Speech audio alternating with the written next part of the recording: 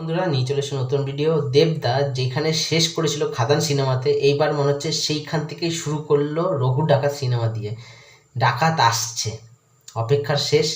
এইবারে কিন্তু pre teaser launch করে দিয়েছে এবং সত্যি কথা বলতে গেলে কোনো আভাস না দিয়ে হঠাৎ করে বলে দেওয়া হলো কালকে প্রি টিজার আনা হচ্ছে এবং সেটা দেখে জাস্ট চমকে যেতে হলো। এইরকম ভাবো যে একটা বাংলা সিনেমাকে প্রেজেন্ট করা যায় সর্বভারতীয় পর্যায়ে, এটা কিন্তু সত্যিই দেবদা ছাড়া মনে হয় না এই সময় দাঁড়িয়ে সম্ভব। এবং দেবদা সত্যি কথা বলতে সব সময় নতুনত্ব কিছু ট্রাই করতে থাকে।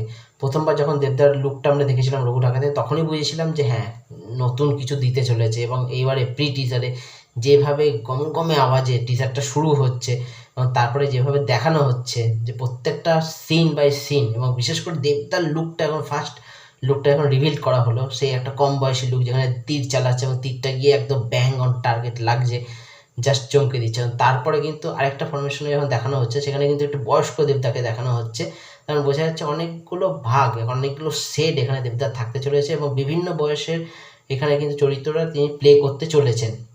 এবং পাশে ব্যাকগ্রাউন্ড স্কোরটা এত দারুণ যে মনে হচ্ছে সত্যি গায়ে কাটা দিচ্ছে। এবং বিশেষ করে কয়েকটা সিন দেখবেন লাস্টের দিকে গিয়ে যেখানে সে খড়গটা ইয়ের থেকে তুলছে, মানে আগুন থেকে তুলছে এবং মারছে, এবং লাস্টে সে রক্ত এবং এই সিঁদুর নিয়ে নিজের মাথাতে লাগাচ্ছে, সেই জায়গাগুলো দেখলে মনে হচ্ছে হ্যাঁ সত্যি গায়ে কাটা দিয়ে ওঠে।